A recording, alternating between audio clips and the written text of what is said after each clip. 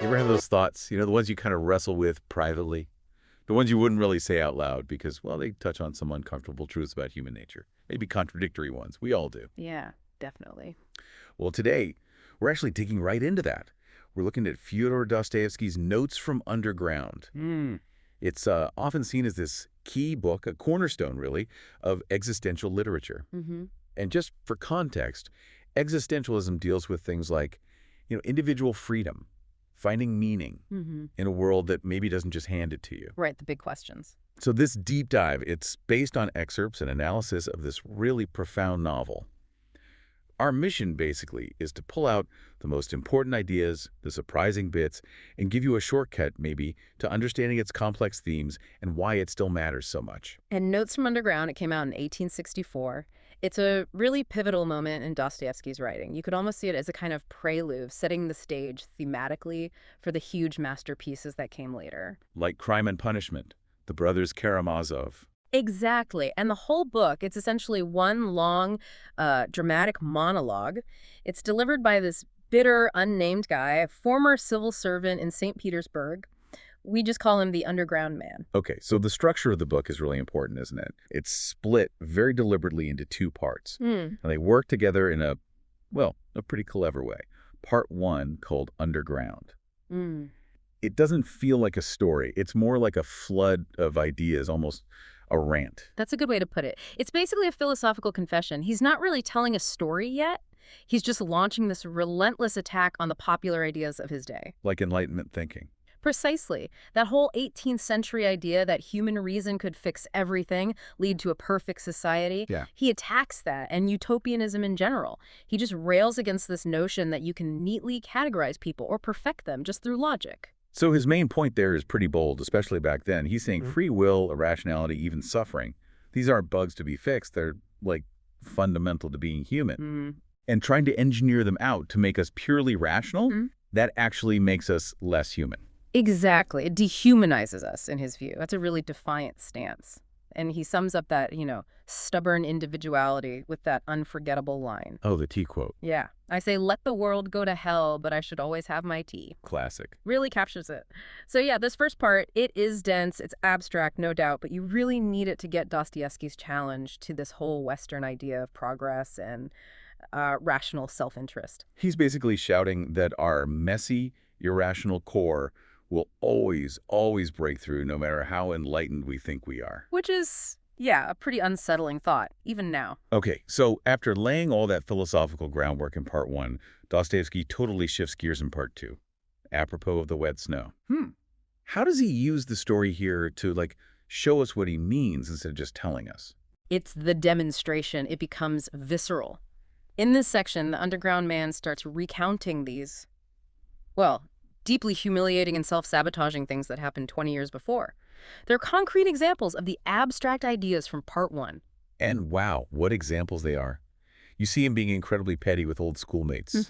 His complete and utter humiliation at this dinner party. Oh, that scene is brutal. And then, maybe the most disturbing part, that really cool encounter he has with Liza, the young prostitute.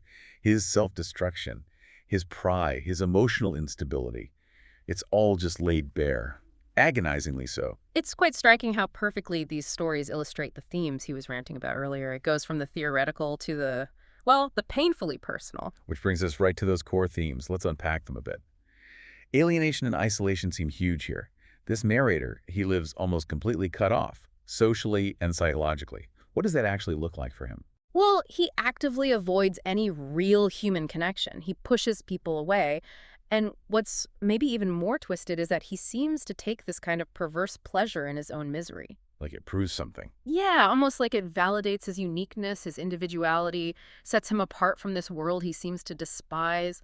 His isolation isn't just circumstance. It feels like a conscious choice tied into his whole philosophy. And that philosophy hinges on this idea of irrationality and free will, right? This is Dostoevsky's big challenge to reason. Absolutely. The novel just completely rejects that Enlightenment view of humans as purely rational, self-interested calculators. So the idea is that we're fundamentally irrational.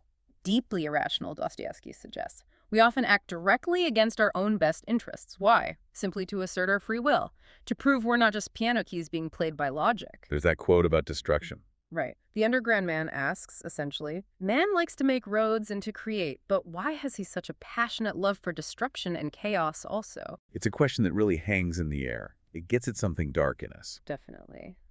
And what fuels all this internal conflict, this self-torment for him? He blames consciousness itself. Being self-aware is a curse, not a gift.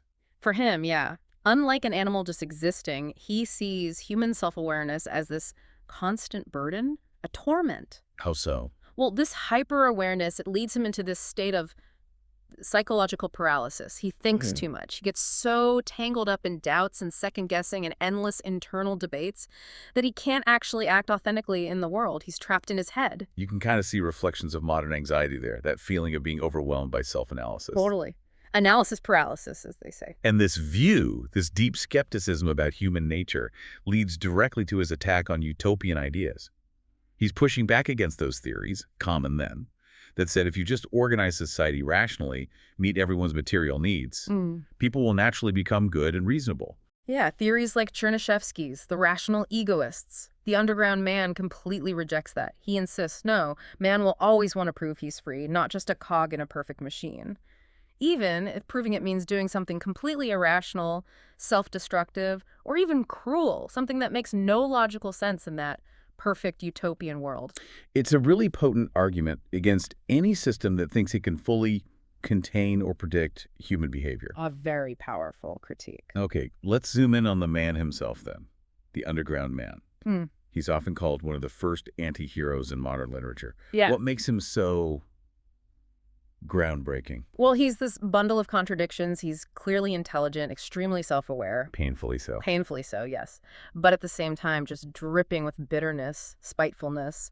And he's so indecisive. He really embodies what Dostoevsky saw as this emerging type, the modern, alienated person, trapped in thought, cut off from real life, pathologically introspective. And here's the really fascinating part, I think. Even though he's objectively, well, repulsive in many ways, readers often find him disturbingly relatable, don't you think? Oh, absolutely. That's the genius of it. We recognize, maybe uncomfortably, echoes of our own internal contradictions, our own moments of spite or irrationality, maybe even that twisted sort of longing for connection that he seems to have, even while he sabotages it. Exactly. His complexity and the way he forces us to confront those uncomfortable shadows within ourselves, that's a huge part of why the book still grabs people. So let's shift to the book's impact. Its literary legacy. The narrative voice itself is fascinating, unreliable, confessional. Constantly contradicting himself. Yeah, and the tone shifts too. Bitter, ironic, mocking. But then sometimes these flashes of almost tragic sincerity. It's incredibly dynamic. And the influence it had, it's hard to overstate. This book really did break new ground. Thinkers and writers who came later were profoundly affected. Existentialists like Nietzsche, Camus, Sartre. They all owe him a debt. A huge debt. And writers too, Kafka, Beckett, you can see the threads. It's often called the first true existential novel.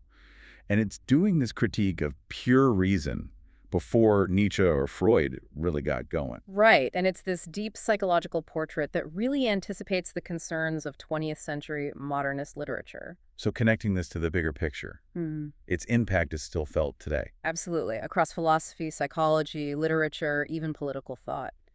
The insights into human motivation, into our irrationality, our need for freedom, they remain startlingly relevant. Unsettlingly accurate sometimes. Okay, so for anyone listening who's now thinking, maybe I should read this, a couple of things to bear in mind, perhaps. Caveats. Yeah, definitely. First, the prose, especially in part one, the philosophical bit, it can be dense. It can feel a bit opaque at times. Take some concentration. It does. Second, the narrator himself. Yeah. His constant negativity, his misanthropy, his cruelty, especially towards Liza. It can be genuinely disturbing to read. Yeah, it's not a feel-good book. Not at all. And third, if you're looking for a fast-paced plot with lots of action, this isn't it. It's much more of a deep dive into a character and his ideas. More of an internal landscape. Exactly, but despite those challenges... It's worth it. Oh, absolutely. It's a brilliant, disturbing, and incredibly thought-provoking work. It really does dig into the darkest, most contradictory parts of the human psyche, and it genuinely rewards that careful, reflective reading we mentioned. Well, that feels like a good place to wrap up our deep dive into Notes from Underground, one of Dostoevsky's most radical and unsettling creations. We really hope we've managed to shed some light on why this book continues to provoke and resonate so strongly. It just keeps asking these fundamental, uncomfortable questions, doesn't it? About freedom, about reason versus irrationality, about suffering, Hmm. about what it actually means to be human. And those questions, they don't really go away. They still hit home centuries later. So maybe a final thought for you, the listener, to take away. How do these insights, these unsettlingly accurate glimpses into human behavior, how do they resonate with your own experiences, your own push and pull between logic and impulse? What does it really mean for you to assert your freedom? And how might that, sometimes, maybe even often, lead you in directions that go against your own quote-unquote best interests?